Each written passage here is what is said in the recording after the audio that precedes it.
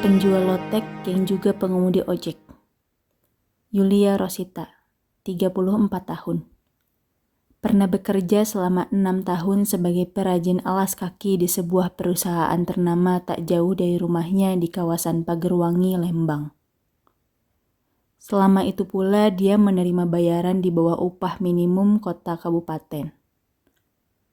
Pada tahun 2010, Yulia membawa pulang uang Rp113.000 setiap pekannya.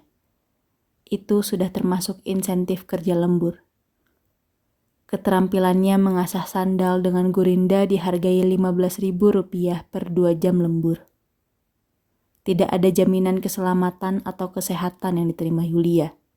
Bahkan, tunjangan uang makan pun tiada. Tanggung jawab atas hidup dirinya dan keluarganya memaksa Yulia sekuat mungkin bertahan bekerja di perusahaan itu. Namun pada tahun 2016, perempuan yang sejak umur 21 tahun menjadi orang tua tunggal bagi seorang anak perempuan itu memberanikan diri untuk meninggalkan pekerjaannya. Dia tidak pernah menyesal meski saat itu pesangon yang diperoleh tak lebih banyak dari Rp150.000. Mendingan jadi penjual kopi walau cuma uang 2 ribuan yang dihitungnya, tapi pendapatan gak akan dipotong setengahnya akibat sidik jari telat tampil 1 menit. Kenang Yulia sambil menggerutu Minggu 11 Juli 2021. Di perusahaan tempat Yulia bekerja tidak ada serikat pekerja yang memperjuangkan perbaikan kesejahteraan. Para rekan kerjanya pun tak pernah mempertanyakan hak yang semestinya mereka dapatkan. Yulia sering sendirian menyuarakan pemberontakan. Pernah suatu saat ketika Yulia dibuat sangat geram oleh kebijakan perusahaan.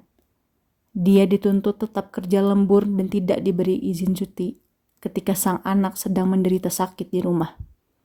Sekarang gini, saya kan kerja untuk anak. Kalau anak sakit dan saya nggak boleh cuti, buat apa saya kerja? Katanya.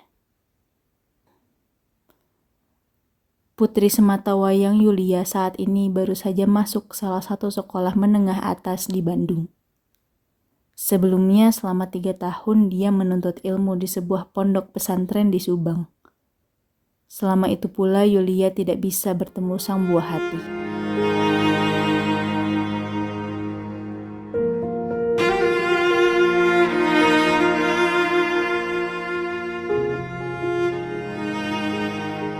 Melepas status buruh, Yulia Rosita berjualan lotek dan gorengan di depan rumahnya.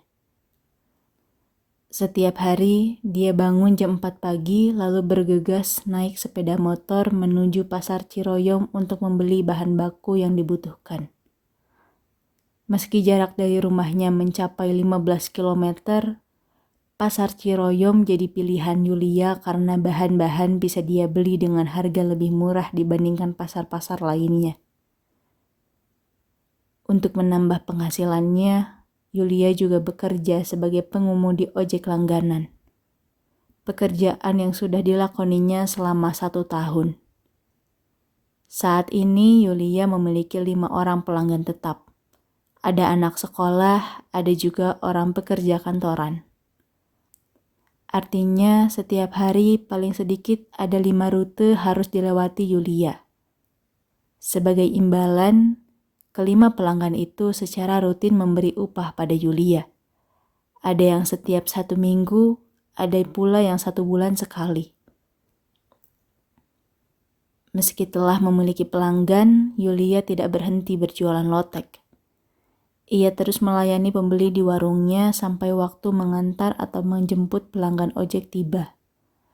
Saya mulai kerja jam 4 subuh. Sekitar jam 8 saya antar dulu pelanggan. Lalu jam 10-an jaga warung. Keluar lagi jam 3 atau jam 4-an untuk jemput pelanggan. Tutur Yulia. Ketika di pusat kota dilakukan banyak pembatasan pergerakan warga, kawasan tempat tinggal Yulia relatif aman karena tak banyak orang yang keluar masuk kampung.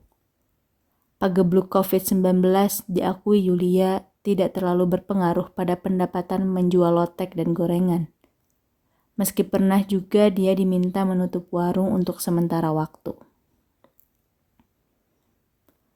Yulia Rosita merasa mujur ketika saudaranya tak bisa membantu saat dirinya dalam kesulitan. Para pelanggan ojeknya selalu menunjukkan kepedulian. Bahkan mereka tak sungkan menawarkan bantuan. Ketika Yulia sakit, para pelanggannya itu menyempatkan diri untuk menjenguk. "Jujur saya mah, dulur jadi batur, batur jadi dulur," katanya.